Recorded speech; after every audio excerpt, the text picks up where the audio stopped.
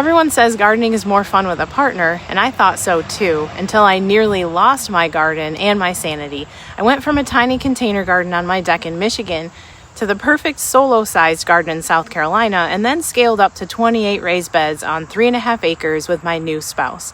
We had big dreams, and I poured my heart into that team vision, but it almost broke me. During my divorce, juggling everything alone, including selling the property with 3 young kids, almost made me quit the gardening that I'd loved for decades. And that's when I realized your garden should be designed for one person to manage. And today, I'm going to show you why planning your garden for teamwork can set you up for burnout, overwhelm, and even giving up on something that you love, or even more importantly, your security. Here's something no one really warns you about. What happens when you build a garden that needs more than you to keep it alive? Life happens, partners check out, responsibilities change, seasons shift, and then suddenly you're stuck with a garden that wasn't designed to be handled solo. That's just not sustainable, not in any sense of the word. And if at any point you need a step-by-step system for building a small space garden that actually fits your life, feeds your family, and prevents burnout, I've created a free training that walks you through everything. You can grab the link right below this video. It'll give you a framework to make your garden sustainable from the start. What you see on social media may inspire you, but it's definitely not the perfection our brains convince us we're seeing.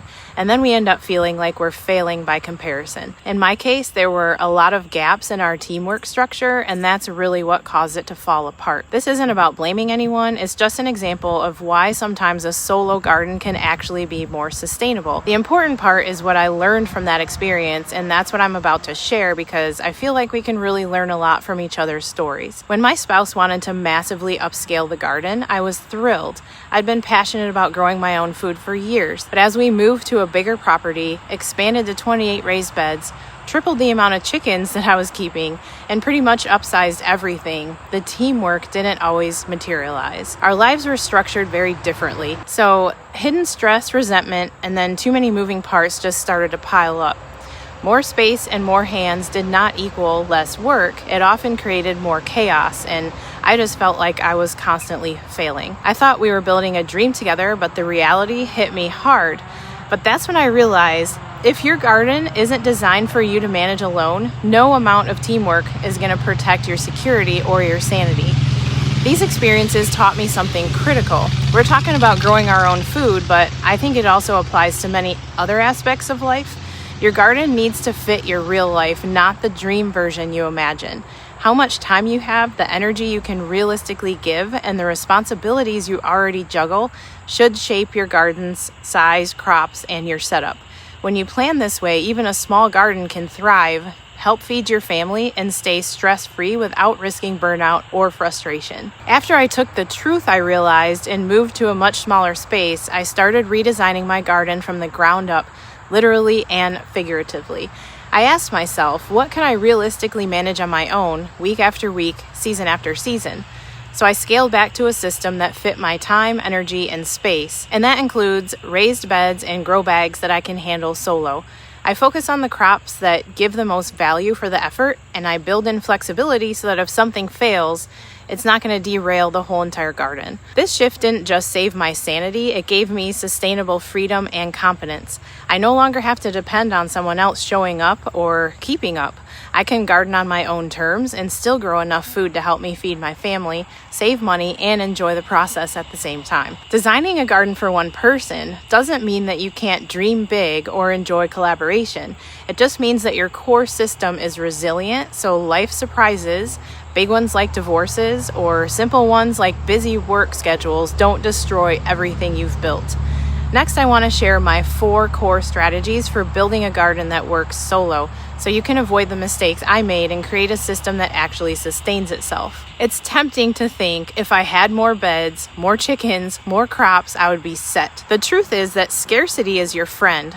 Limiting your space, your crops, and your responsibilities actually forces you to focus on what really matters, and it makes your garden manageable. The first strategy is start with what you can maintain weekly. I planned for a garden that I could tend in a certain amount of minutes per week on average, and that way it's sustainable even when life gets chaotic, and I can either break it up into small chunks daily or do most of it on weekends if I want to. The second strategy is choosing high-value versatile crops. Focus on plants that feed your family in multiple ways, like greens for salads, certain veggies for freezing for side dishes, and herbs that can enhance meals and make teas. Less variety can actually have more impact. The third strategy is to use movable systems. Raised beds and grow bags let you adjust your garden as your life changes. If a season shifts or a helper disappears, you're still in control. And the fourth strategy is embracing flexibility. Succession planting, staggered harvests, and seasonal rotations mean that one crop failing isn't going to ruin your entire harvest. The scarcity mindset isn't about deprivation, it's about empowerment.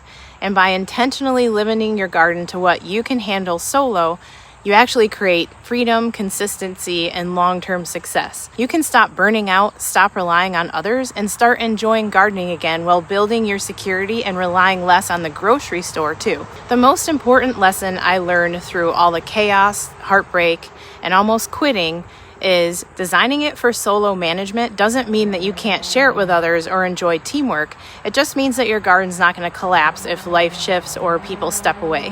When you plan with yourself in mind, you maintain control over your food security, your time, and your energy. You prevent burnout and resentment because your garden never asks more than you can realistically give. You preserve your passion for gardening instead of letting it stress you out. You gain flexibility to adapt to life's unexpected turns, big ones like divorces, relocations, or simply busy seasons and days when you just need a break. The truth is, a garden built for teamwork often looks beautiful on paper, but it's fragile.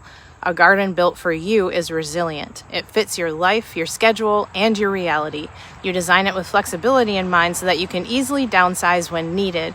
And when that happens, your garden not only survives, it thrives, feeding your family, supporting your health, and giving you joy season after season. By focusing on what you can realistically manage alone, you unlock a garden that's sustainable, productive, and emotionally safe. A garden that will never make you choose between passion and sanity. If there's one thing I want you to take away from today, it's this. Your garden is for you first. Designing it to be manageable on your own isn't selfish, it's sustainable and empowering. So if you've ever felt overwhelmed by the idea of growing food, whether because of space, time, or other people depending on you, take a step back. Plan your garden around what you can handle. Start small and scale intentionally. That's how a garden becomes a source of joy and not stress. And if you want step-by-step guidance for creating a small space, high-value garden that works for your life without burnout or overwhelm, you can sign up for my free training. In it, I'll show you how to plan a garden that fits your reality, choose crops that actually feed your family, and make gardening a sustainable part of your life. The link is right below the video. Thank you so much for watching. I hope today's story inspires you to take control of your garden and make it work for you, no matter what life throws your way. See you in the next one.